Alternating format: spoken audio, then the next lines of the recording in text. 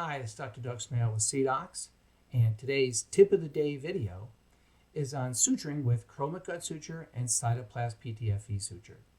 Now, the reason I chose these two for this video is because they're the two most common sutures that we're going to be able to use. So let's get started. Now, we're going to first start out with Chromic, and that's on the bottom of the screen. And as we do this, I'm going to do a 4-throw technique. We're going to do forward, sort of under to over, and then we bring that down tight. And then we're going to duplicate that with another under to over. And you notice I pull a little extra there again to get that memory out. And we're going to do another over to under, sort of a forward one, because that really tightens it up. It makes it easier than doing a full surgeon's knot at first. Then we're going to do an under to over to lock that up. That locks it. And then we're going to do the opposite again, back to over to under to lock that up.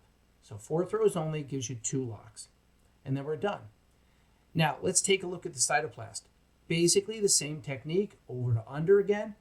Again, forward in a forward direction, and we're going to bring that down. Now, this tends to slip a little bit, the cytoplast suture does. So as you see, I'm going to bring that down, and as you take a look very closely, you'll see me tighten it right up because I've done the 2 forward. Doesn't lock it. Now we're going to do the under to over to lock that up. And then we're going to lock that again with the under to over. And then we're done with that. So 4 throws is great there too. So let's go over the high points. 4 throws are fine. You got to pull it a little extra tight for the Chromic because you want to take out any residual memory. And it's great for cinching down membranes. The Cytoplast suture, again, 4 throws are great. Pull firm but not too hard. You don't want it to fray.